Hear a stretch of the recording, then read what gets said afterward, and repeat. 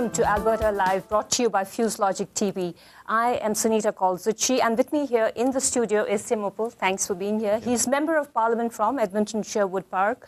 He's the incumbent Conservative Party candidate in the upcoming federal elections and seems to be a bit of a favorite with the party high command. But more of that personal stuff later on. We will begin on a more impersonal level. First question, Mr. Uppal. I believe you are on the acting chair. You are the acting chair of the Health Committee of the House of Commons. Well, I was, yes. Till Parliament. Yes. Yeah. So you've been a member also of the Capital Health Community Health Council. That's correct. So what's your first-hand experience? There's so much debate in the country about health. Yes, absolutely. It's such an important issue. It's a major issue in this election and even any previous elections. Anytime you speak to Canadians, Canadian healthcare and the Canadian healthcare system is so important to them. We as Canadians, we cherish our healthcare system. We pride ourselves on the fact that no Canadian should be denied any medically necessary treatment or healthcare. And that's the Harper government stands by that. And we stand by the pillars of the Canada Health Act and stand by the fact that we should have a publicly funded healthcare system. Yes, we heard the Prime Minister saying that there would be the normal 6%, I presume it's 6% increase to the provinces. Mm-hmm. The issue here is the Conservative philosophy, Mr. Uppal, and you would understand that better than anyone else. The deep, hardcore conservative, fiscal conservatives, they're upset. They're saying that you're not addressing the basic issues, and the basic issues are the wastage and, you need to beef up that entire healthcare system. What do you say? Frankly, as a federal government, we have to respect the provinces and their jurisdiction. So on healthcare, the federal government is responsible for health transfers, for funding that healthcare, and we're also responsible for making sure that the provinces abide by the Canada Health Act. So we're doing that. So no Canadian should be denied medically necessary treatment. But also, on our part, we have increased funding to the provinces by 6% per year. So even at a time through recession when we are now focused on paying down our deficit, we are not going to cut the transfers to healthcare. So what do you say about solutions to the healthcare system? I mean, you've had first-hand experience with all these committees. Has there been any input in terms of how you can better the system itself and cut off inefficiencies and so decrease the amount of money that's going into this, into the system? It's being stuffed with money. I think what's important is when we come up to the 2014 Health Accord and we start to discuss this and negotiate it, I think accountability is going to be an important part of it. So as a federal government, we need to put in measures that we make sure that when we give this money over to the provinces, that it goes where it should be going. Not that we're accusing provinces of not doing that, but there has to be some checks and balances and accountability. The other thing is the general health and well-being of Canadians. We need to promote general a good, healthy way of life, and we've done that with children's fitness tax credits to encourage young people to get involved in physical activity. We actually, in this election, have introduced an adult fitness tax credit, so that would encourage adults to go get out and be more active. It's something that would not only save a lot of healthcare dollars and take pressure off the healthcare system, but also something that's just good for Canadians to be more active. We've worked on reducing smoking, something that we worked with the different organizations and Cancer Institute of Canada and them, and worked with them to reduce the level of smoking. So we've invested in brain research. We've invested in cancer research. So there's a number of particular things that we can do that are where we can get results, where we see that we can get results that we will invest into, and we've done that. Are we heading the way that the United States has already headed? They're in a real crisis as far as deficits are concerned. And there's a lot of talk about how they've piled up this huge debt in the healthcare system. Now, if a province, I think it's Nova Scotia, is spending something like 87% of its tax money, into the healthcare system. As a Conservative, what out-of-the-box thinking have you brought in to address this issue of 87% of the budget going towards healthcare? There's no doubt there's huge pressures on provinces to keep up with whether it's an aging population or covering new types of, whether it's diseases or covering new medications for healthcare. The pressure on healthcare continues to grow, and we need to work with the provinces to alleviate that pressure. And again, that some of that is healthy living, some of that is actual funding of very specific research projects that we think can help to reduce that. Let's work at reducing cancer, work at reducing some brain diseases and other diseases that really put a lot of pressure on our healthcare system. So I really think it's a matter of working with the provinces and partnering with them. So then the best use of the best use of getting the best bang for their buck is what we need to do. Yeah, I'm going to read to you extracts of the Fraser Institute report here, which says that average annual rate of 5.7%. This is on healthcare spending. It's grown faster than even GDP, which of course keeps varying. And the IMF has just reduced it to 2.3%, the single biggest downgrade for an individual country. So you have GDP rates of 2.3%. And you have healthcare expenditure growing at an annual rate of 5.7%. How do you think you're going to balance this huge upcoming deficit that's looming in the horizon in terms of policy? Yeah, in terms of policy, I think one of the most important things is that the federal government continue to support the funding of healthcare. I mean, we respect the province's jurisdictions because each province has an idea on the ground themselves of how they want to administer their healthcare dollars, and we respect that jurisdiction. That's just the way things are set up here in Canada. But further to that, it's very important that we continue to do that. Previous Liberal government, they cut $25 billion out of healthcare when they were balancing their books. And that's part of the reason why we have some of these problems. We've committed that we would continue the 6% increase, and also when we look at it again in the 2014 Health Accord, to continue supporting the provinces so they can meet their healthcare challenges. Okay, wage increases doled out to federal and provincial public servants have nearly doubled those given to private sector employees in the past decade, according to a new report that calls on governments to take a closer look at efficiency among their ranks of workers. This is what the National Post had to say just a month back. I know the Prime Minister has said that there's been a slash of 14%, I guess it's 14% to ministries, but then doesn't that negate what's, you're increasing wages, you're increasing the number of public servants, and you're decreasing public spending? That just works the reverse of what should be done, You should be increasing funding for ministries, for instance, if it's education, and getting efficiencies in salaries and personnel deployment. What we've actually done is we've asked every department, the Prime Minister has asked every department to review all of their spending and review their programs. Review the programs of which ones are effective, which aren't, which ones might be redundant as an overlap programs, and cut that back. We call it a strategic review. And through that strategic review, we actually have saved millions of dollars. So they've cut back on a lot of their spending through looking at it and seeing which programs are effective. And if the results aren't there, then maybe we should look at that program and see if we still need that program. We don't want to be funding certain programs just because for the sake that, well, it's been there for 20 years, so let's just keep funding it. Let's look at results.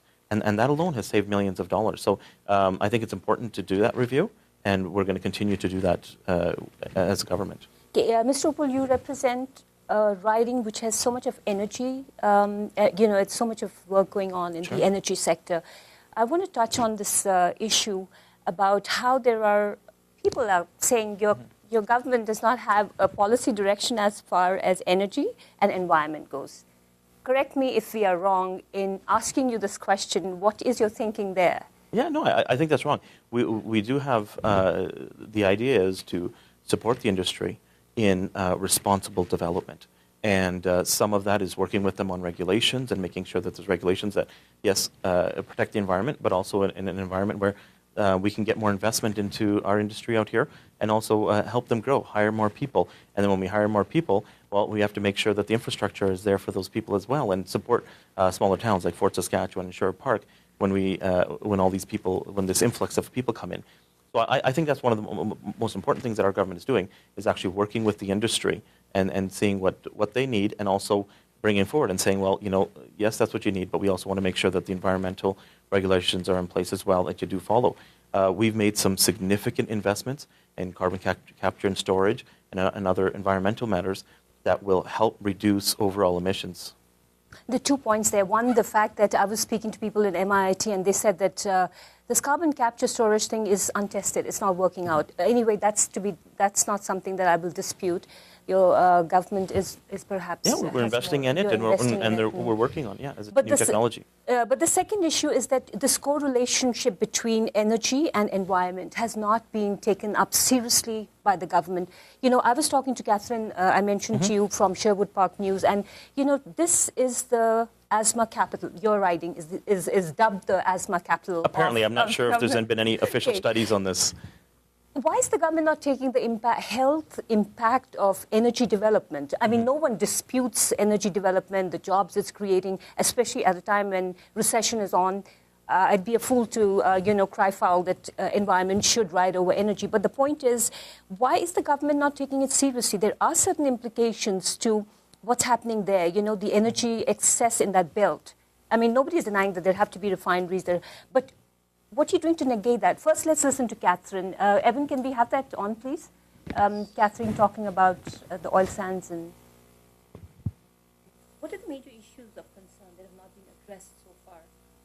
I think communication is a major issue. She's just talking about, he'll be playing the clip shortly, but what Tim Uppal has sent out releases from the government that are basically bashing other parties rather than propping up what he's doing in Ottawa, and I've heard that's a major concern. The health effects of the industrial heartland have not been adequately addressed. People say Sherwood Park is the asthma capital of Canada, but there's no real evidence to support that, and I think people have been crying out for studies from Health Canada, and that hasn't been done so far.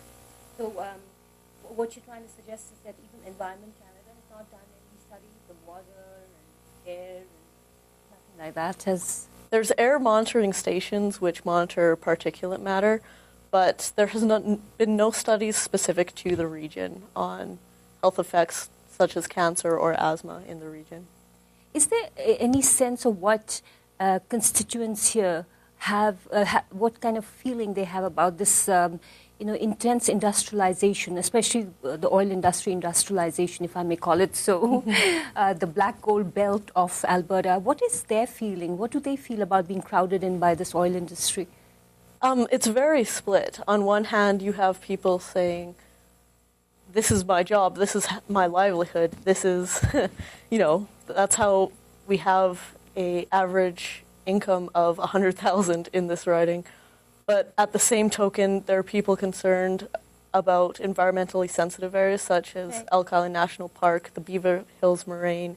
They're concerned about the health effects of these upgraders.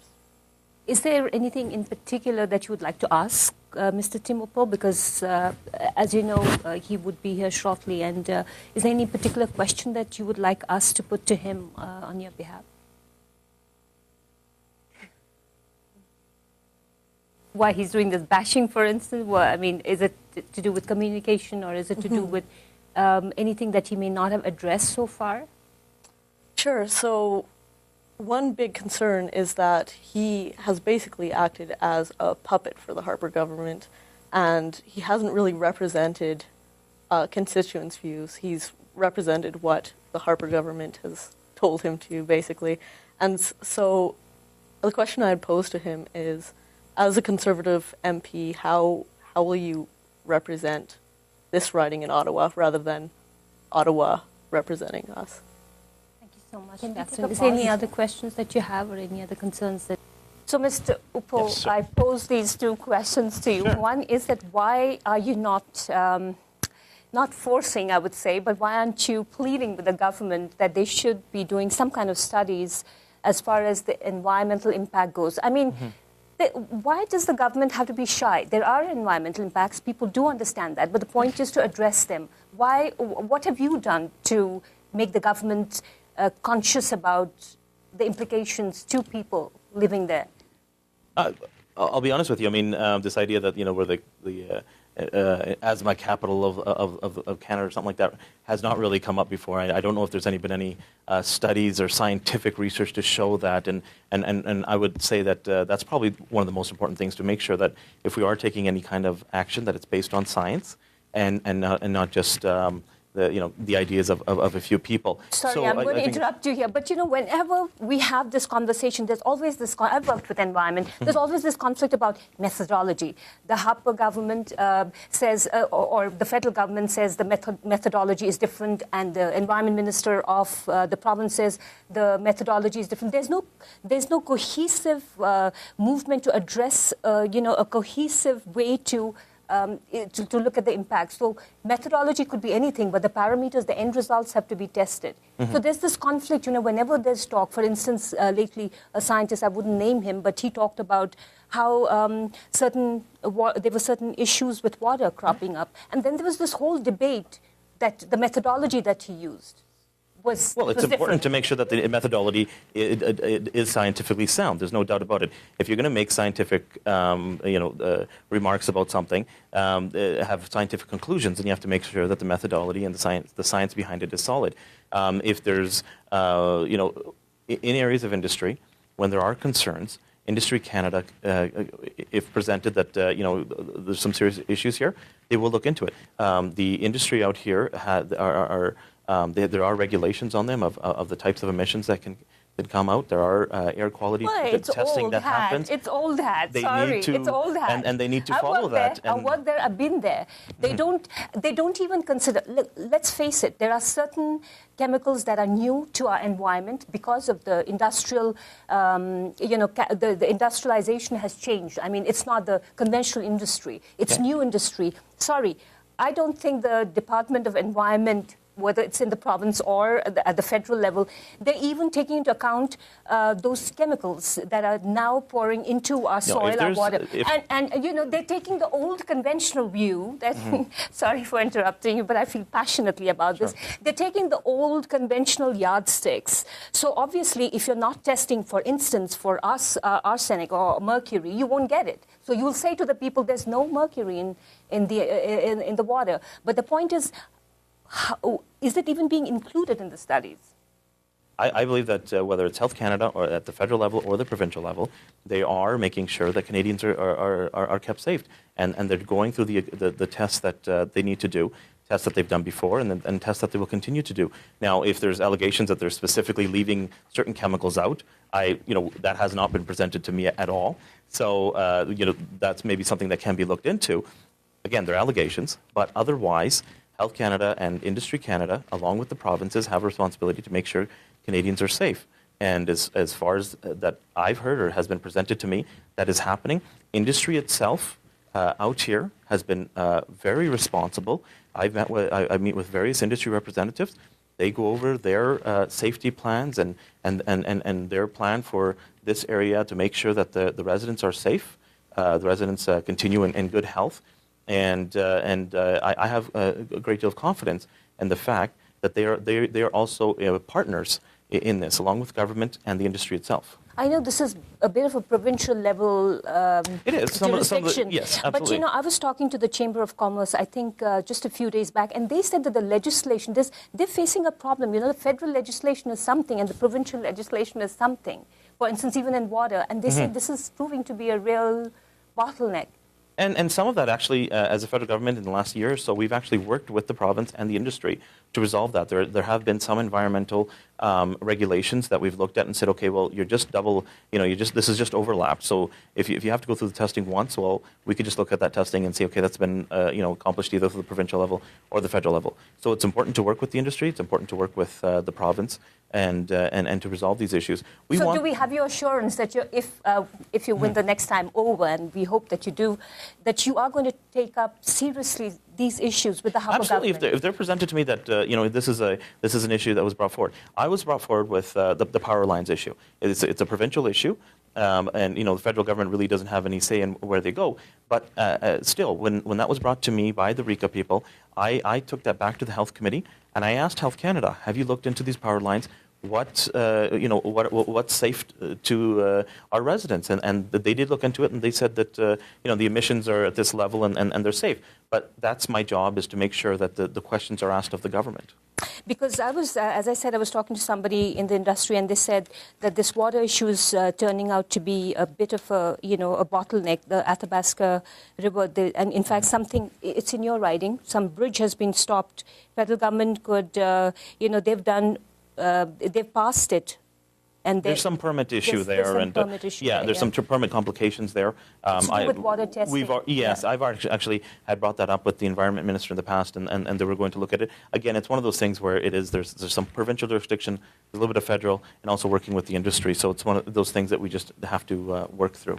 Okay, going back to Catherine's question about your being a puppet with the Harper government and raising issues that they want you to. Yeah. No, I disagree altogether. I mean, I am a very strong supporter of Prime Minister Harper and a very proud member of his team.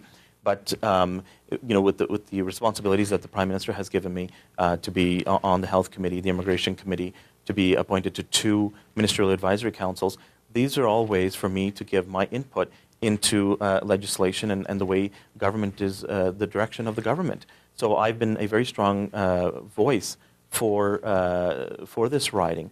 When it came down to the millions of dollars that was being spent on investment across the country for infrastructure and recreational programming and cultural spaces, we made sure that in this riding in Sherwood Park and Fort Saskatchewan and Northeast Edmonton, we got our fair share. And yes, I must admit that. I mean, to be honest, to the people I've been interviewing, to deliver. You have gotten a lot of money We've delivered into this riding, absolutely. No doubt about we it. made sure that we're at the table with the finance minister and other people involved to make sure that these are the needs of my riding. And the way I find out about the needs of my riding, I sit down with the mayors, I've sat down with the councillors, sat down with residences. There was a group of parents that came to my office and said, we just don't have enough ice hockey space. We don't have enough rink space. So what we do, we went, we talked, and we got $1 million for Millennium Place. This is representing the riding, making sure, but that you can only do that if you're... What about the fact that you're representing a chunk of the industry, also Alberta's industrial heartland? Sure, yeah. It's going to be a huge issue, not just in terms of investment, but in terms of the number of upgraders that are going... this whole Alberta heartland thing, where so many municipalities are conglomerating together, and you'll have to do a lot of logistical work and a lot of... Absolutely. And it's a very exciting time for our region out here. So do you have any thoughts there? Are you for slowing down the process? No, I don't think we should go in and cap anything. I think we need to work with the industry, make sure that there's responsible development, and it's pretty exciting that we're getting some new announcements of upgraders coming in. We're going to have an influx of people working here. We're going to have, they're already talking about a possible labor shortage. We need to work with the industry to make sure that we have labor that's available to Alberta to make sure that we can do the work that needs to get done. So these are all things that at the federal level that I will play my part to make sure that our voice is heard in a Harper cabinet. Another thing that a lot of Albertans, including me, are passionate about is this whole controversy over foreign temporary workers. Now, the oil patch, they always keep asking about foreign temporary workers. And there's an unemployment ratio of 7.8%. I can't just imagine that you have an unemployment rate of 7.8% and you still are asking for foreign temporary workers. Where's the government? And you know what? It's not just that. The government is there to provide the workers, to help industry get the workers. Industry first has to prove that no Canadian is willing to work or is available to work or has the skills to work at that job, whether it's a hotel who's looking for people to make the beds, a Tim Hortons to pour the coffee and make the donuts, or somebody in the oil patch to do the welding and that kind of thing. So those industries, those employers need to make sure, first, that yes, we've looked for Canadians. We've looked for this long. Here's the proof that we've looked. Unfortunately, we can't find anybody to fill those jobs. So can we apply for a temporary foreign worker? That's where I think the HRD ministry at the federal level has to work harder. You have to have compatibility of immigrants coming into this country, compatibility with what the industry goes. It seems to us that the industry is going one direction. They want this kind of personnel. This is the profile of the personnel that they want. And the government is bringing in a different kind of personnel. Absolutely not. We don't choose a person. We don't choose a person. I know. Industry picks who they want, right? Yes. Industry decides, I want, John Smith sitting in, whether it's the Philippines, that I want them to hire them. So that person actually applies, as a member with an application to a certain company, whether it's Tim Hortons or somewhere in the oil patch. So it's actually the industry themselves are picking these temporary foreign workers. We're not bringing them in and then finding jobs. They're landing with a job. But Mr. Uppal, some would argue that the industries hijack the government's agenda. It's the government that decides, that gives a direction to where the economy is going. You know, it's the government that has to say to the industry, okay, let's work together and let's say this is the number of welders you want. This is what you want. Let's train these people. There are people who are unemployed who are 20, 25, and even up to 50, 55, 60, and they're going through hardship, But we have invested millions into training through the EI program and training local people here to upgrade their skills. We've invested in the trades so people can $2,000 grant for apprenticeships. These are things that we've worked with the industry and said, what do you need?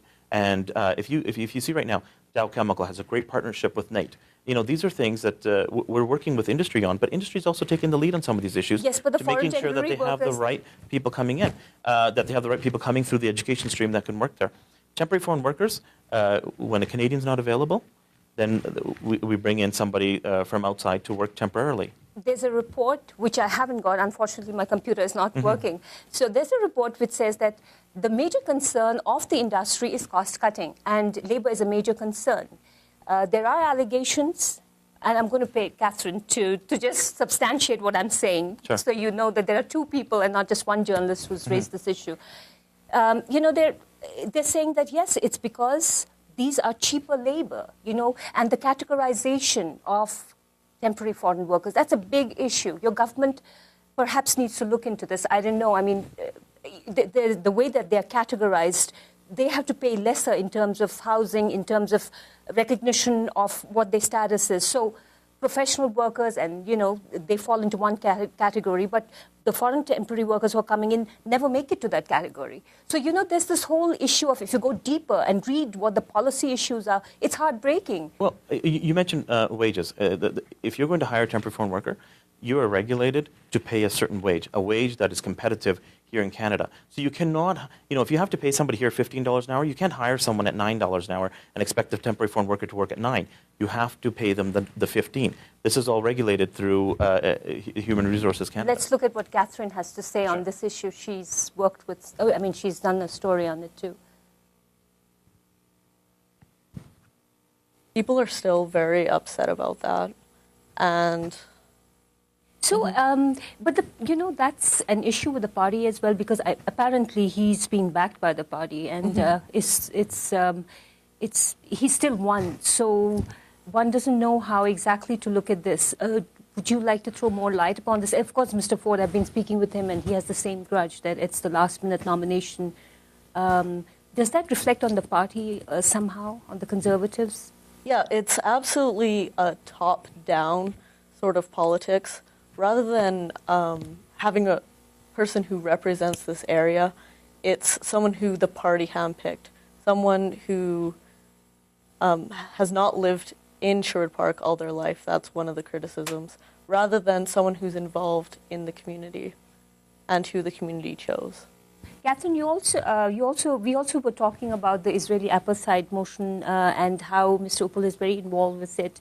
Was there a particular need or a necessity as far as this constituency goes? Do you feel the undertones of any racial undertones within the constituency, or is it something else? I didn't actually hear an outcry saying that Israeli Apartheid Week was a big deal, but I did hear backlash from his motion saying that they should consider Israel Apartheid Week racist, or that criticism of the state of Israel is a problem. I have heard that, for example, since September 2000, about 1,600 Israelis have been killed, and it's 6 times that amount for Palestine. So I think there is room for legitimate criticism of the state of Israel, and it's a freedom of speech issue. There have been certain negative, not insinuations. There are documents saying that there have been certain, how do I put it, not so good dealings as far as Mr. Uppal's personal property, business goes. Correct me if I'm wrong, but do you think that's sorted out now, or what is the issue there?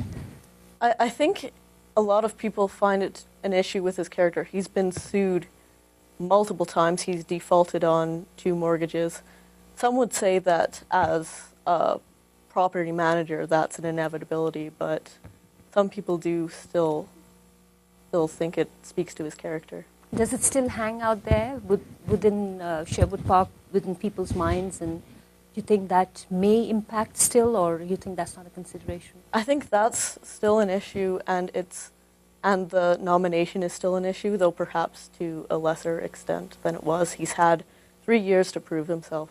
And how do you see this riding in terms of other political candidates? Do you think, because last time the Conservative votes were split between Mr. Uppal and Mr. Ford, how do you see it playing out this time? Is there any other candidate from any other party who has a better chance of splitting the vote further?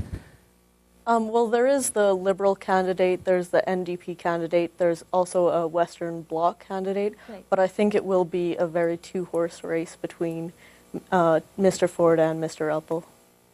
Okay, Catherine, there's a lot of concern a lot of people would have about temporary foreign workers, especially when the downturn in the economy happened. They were not in a very good position. I did a report on that. And that is of major concern to this riding because you have all the upgraders and you have the oil belt here. Do you have any feedback on this issue? Absolutely. So with a lot of the people who live here wanting to go to the oil patch, it's big money. A lot of businesses have hired temporary foreign workers, and I've worked with some who've said there have been abuses, that their contracts were violated, that one woman told them they couldn't bring family members over, and just lying to them and abusing them. But I guess the temporary foreign workers would not be allowed to get in family, would they? I don't think that would be, but yes, abuse they would be, because there's a lot of discrepancy between what constitutes temporary, the contracts of temporary foreign workers, and it's on the whim and fancy of the companies that hire them. And what about law and order? This is supposed to be a calmer, kind of a more, not so... Okay, Mr. Uppal, I do apologize. We did play it from the beginning, sure. But I'll come to the personal issues. We would like you to talk about it, but sure. Temporary foreign workers was the issue there, and you heard Catherine there. And now I'd like Evan to play that tape where you, in the House of Commons, you are talking about how the Minister of Immigration, Mr. Kenny, during his tenure, so much of increase in the number of immigrants to the country has taken place. Increased economic immigration to historic highs. In 2011, we will help up to 65,000 mums, dads, husbands, wives, and children immigrate here under the FC1 and FC4 family class programs. The Liberals, meanwhile, let backlogs expand and processing times explode. Our Conservative government will continue to support immigration, including supporting cricket players in Canada, such as Rizwan Chima and Tyson Gordon, while pursuing immigration policies that will attract the Canadian Sachin Tendulkar. Thank you. Interesting stuff there.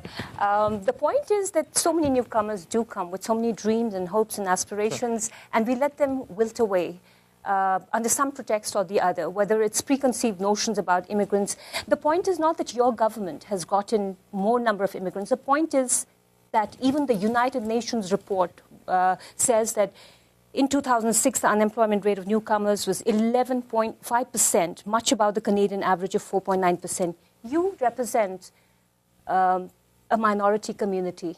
People expect and look up to you to resolve these issues. You're the blue-eyed boy. Well, I'm on the immigration committee, so that's part of it, sure. So what have you done? What have you done to get this? First of all, Canada has a responsibility to look at within our country and say, okay, what kind of immigration do we need? What are our priorities? And one of those priorities is economic immigration. We want immigrants to come here that will help support our economy. Our economy is going in the right direction, but we do need support. We have a lot of Canadians here who can work, but there's still gaps within employment. So if we're going to bring immigrants over, we want those that will be contributing to the Canadian economy and those that can come here and get a job right away. That's kind of our priority. There are refugees that we have a responsibility to bring in, and we would prefer that these are recognized, known refugees, people that we know what their background is, and preferably straight out of a third country that, the other country where we know that they're maybe in a refugee camp or something. And then we also traveled to Pakistan. You've not been able to do that. You remember your trip? I think it was when in 2009. The Swat Valley. Yeah, during the Swat Valley time. How much could you help? I mean, we have this is the whole issue that you've brought to the forefront. The refugee issue. People are disappointed with your government on this issue because the genuine refugees are not making it to the shores of this country. Well, and that's also what some people say. In a minority parliament, absolutely, and that's where the opposition has opposed our laws in stopping that human trafficking. We're trying to reduce the illegal immigration and bring in genuine refugees. But in order to bring in the genuine refugees, we need to stop the other immigration that is the queue jumpers and those that are just paying to get here. So that's part of the But you don't have the political will to take on. We have These are strong issues that the country has to deal with. We brought legislation forward to do that. We were the only party that did that, to stop human smuggling, and the opposition stopped it. This is something that the Liberals, the Bloc Québécois, and the NDP got together and stopped our human smuggling legislation. They didn't even let it get to a proper vote and have a debate in the House of Commons. So what we need to do is have a stronger mandate to be able to bring in legislation such as this to stop human smuggling, stop human trafficking, and bring in genuine refugees. Our third priority is family reunification. If there's young people here and they get married overseas, then their spouses should be allowed to come, or some dependent children. So the government says that they put some restrictions on family reunion. There's always a number of immigration that we think is acceptable to Canada. I mean, we want to make sure that if there's immigrants are coming here, that's not just a wide door open. We need to be careful because there's obviously pressures on our healthcare system and pressures on everything when we bring immigrants over. So there are some numbers and restrictions on all categories, including economic and refugee and family class. But we have really supported the family class to the point where spouses and dependent children are coming to support the workers that we already have here, or immigrants. As for what you're saying about newcomers and their ability to find jobs, we've actually increased funding to what we call settlement funding to help them integrate better into Canadian society. We are the only first government to come in and say, no, we think that they should know one of the two languages, whether it's French or English. We're saying that they should be encouraged to integrate. The problem I have there is in the fact that your government has not understood the fact that the profile of the modern immigrant is not the same. 50 years back when an immigrant came, today you're getting the best of professionals, the Sachin Tendulkars. Yeah. You're making them wilt away. It's not the funds that you put in, it's how you're working with your companies. For instance, some of the banks have done a fantastic job. Absolutely. Like TD, and they've done a fantastic job of absorbing, they've created a culture. But there are certain organizations who are not, I'm sorry to say that, this is my personal experience and I may be wrong, but they're not creating that, or the culture of newcomer tolerance is not there. And some of them are far more experienced. And your own statistics says this. Statistics Canada says. Most of them have a brilliant people. They do, and there are challenges in getting them recognized here in Canada. We've supported that. We've actually offering bridge loans so they can upgrade if they need to and get their credentials recognized. We've worked with different organizations. We can't just look at someone's medical degree and say, well, yes, that's accepted. We have to go through the different medical associations or the engineering associations. So we have to work with them to make sure that these people get accredited, because there's two things here. One, we want to make sure that they get accredited and get into a job that we want them to work in. The other thing is we also want to make sure that they're up to par. These foreign schools, we may not know much about them, so we want to be able to make sure that they are vetted and make sure that if there's an engineer working on a bridge, that he actually knows what he's doing in a Canadian context. So there is this balance that we need to play, and more and more immigrants that are coming over, they have the skills and are actually contributing to Canadian society. But it's now getting more tough for them to, it takes them 10 years to reach the same level. That's what It may for some people, but the support is there, and also we've increased the funding for them to be able to integrate. This is an important part of what our multiculturalism system is: integration into Canadian society, and that I think is going to go a long way in saying that, listen, let's get to know your neighbors, be able to talk to your neighbors, and have a society where we can actually communicate and work together, rather than celebrate your own individual cultures and stay in your own little silos. Mr. Uppal, you've raised a very valid point here about multiculturalism. There's this whole issue about developed countries like France talking about the fact that it's not worked for them. And there's this whole issue even in Quebec, for instance, about minority dressing up, the way that minorities dress up, the hijab or issues like that. What are your personal views and, what are you doing to bridge the gap? I think it's important that if there are certain regulations with government, I mean, if there's a safety regulation, a sincere safety regulation, then that should be followed by any customs or of anybody with whether it's their faith or their cultural customs. If there's something about identity, I mean, this issue came up about the veiled voting or veiled if somebody was to wear a niqab and getting government services. Well, in many government services, it's important for us to be able to identify who that person is if you're signing documents or doing something like that. So in that case, I think we can. There's got to be some mutual understanding that identity has to be proven. So voting and signing documents. So I think it's a matter of reasonable accommodation and both sides working together and kind of talking it out. In the sense that if there's a safety concern, sure, here let's work together and deal with that. Or if there's an actual legal concern, let's deal with it.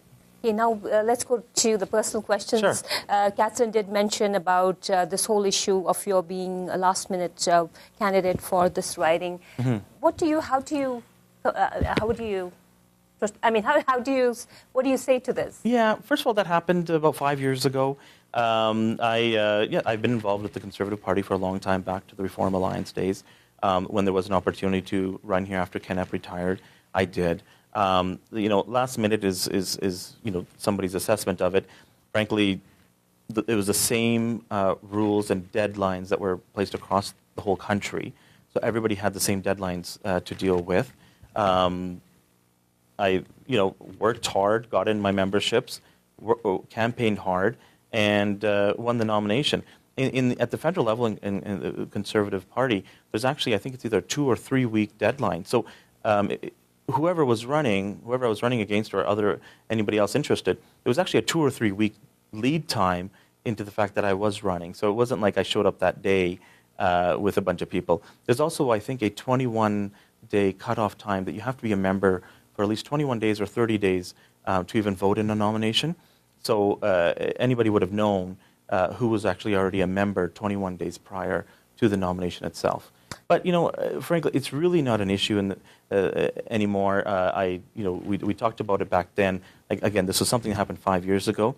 People in this riding are really concerned about what's happening, with the economy, what's happening with the justice system. How are you supporting families? That's more important to them than kind of like a political process that happened 5 years ago. But he's still standing. Mr. Ford is still standing from the riding. Mm-hmm. And basically what you're doing is you're splitting the vote because Mr. Epp was before, and he got 63%, and now basically that 63 or 64% is being split between you absolutely. and Mr. Ford. So this may well be suiting the two of you, but that's another issue. But talking about your other allegations against you, and they're not allegations, there are certain newspapers that have spoken about this whole thing about your defaults on mortgages, and how would you... Well, it wasn't actually a default on a mortgage, but anyways, I was, about 10, 11 years ago, I was involved in a business, and unfortunately sometimes businesses don't always go the way you want to, and you have to deal with these through a court system, and we did, and that was settled. There was other people involved, and that we got settled, and we resolved that. This was well before I became a member of Parliament. There's one concern that, not a concern, but there's one request that one of the industry chambers of commerce, they said that I should be speaking with you. I will not name the chamber, but they said that if we could have some kind of a deferred tax payment on huge investments, that would be a great Yeah, thing. there basically would be an accelerated capital cost Right, allowance yeah. for upgraders. And I have advocated for this. I've met with, I believe it's probably the Sherwood Park Chamber of Commerce, because I've met with them. This is something that I do regularly, is meet with my constituents and meet with the chambers and meet with business leaders and small businesses to discuss what's important to them. And when the Sherwood Park Chamber, their executive was in Ottawa, I arranged a meeting between our Sherwood Park Chamber and the Prime Minister to discuss this very issue, that this would be very important to the industry. And this is something that I have spoken to the Finance Minister about as well, and we're hoping that at some point we'll be able to phase this in. We are in a deficit situation. We're in a minority government situation, so not everything can be brought in, but I think it's important that our idea from the Sherwood Park Chamber actually made it straight to the Prime Minister through a meeting that I arranged, and also I've spoken to the Finance Minister about it as well. I've spoken to the Industry Minister about it as well. So one can say that there is some kind of thinking going on about Absolutely, it. there's thinking going on. There's many people who think that this is a great idea, that we feel that this is something that would probably encourage more investment into this industry. But again, there's so many factors right now, and our focus right now is to pay down the deficit. So any major expenditures would actually have to come in after we pay down the deficit and balance the books. But is there any, do you find that investment is difficult to come by, especially with so much of competition from nearby provinces now? In the I think there's, as long as there's a environment where investment is encouraged. We have one of the lowest tax regimes, in most of the developed world. We are already committing to lowering that even more. We are committing to work with industry to make sure that regulations that they have to follow, that there's not too much red tape, and that encourage their growth.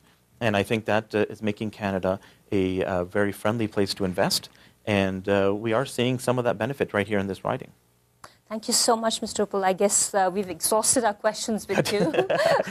I enjoyed it. I'm you. sure there are many more which I may not have No spoken. I may not have raised those issues, but thank you so much.